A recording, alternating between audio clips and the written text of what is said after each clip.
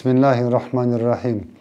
Aziz vatandaşlar, saygılı milletimiz, aziz kardeşlerim.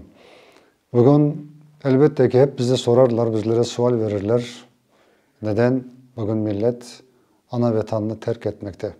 Biz 14. sene bunu yaşadık. Ama o zaman milletimize müracaat ettik. Aynısı gençlerimize. Dedik ki ana vatandan bir saniye bile ana vatanı terk etmeyiniz. Şükürler olsun millet etmedi, gençlerimiz hepsi kaldılar. Bugün de aynısını söyleyeyim sizlere. Kırım'dan çıkıp gitmek kolaydır. Ama bunu hiç unutmanız ki onun dönüşü de var. Onun kayıtıp gelecek istekleriniz de olacak. Yarın nereye varsanız 10 gün 5 gün bir ay ama mutlaka ille vatan. Ana vatana iki gözünüz, kalbiniz, düşünceleriniz vatanınızda olacaktır. Bazıları korantasından gidiyormuş.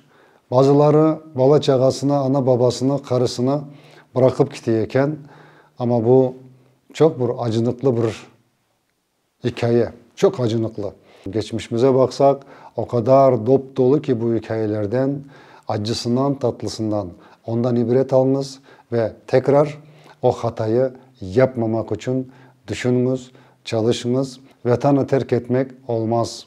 Bizler gün doğmadan neler doğar biz bilemeyik. Bizde ana, bizde baba, bizde dede, bizim de korantalarımız hepimizinki var. Bizim hep milletten beraber gelen bir gün bayramdır. Bayramsa hepimiz bayram yaparız. Allah göstermesin başımıza gelecek bir bela varsa hepimiz bütün millet olarak burada yaşayan insanlar olarak hepimiz bunu görecek.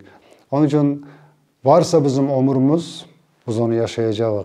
Bugün bitmişse ömrümüz bugün bitecek. Onu kimse bizlere çıkartıp olamaz. Benim bütün milletimize böyle bir tavsiyem.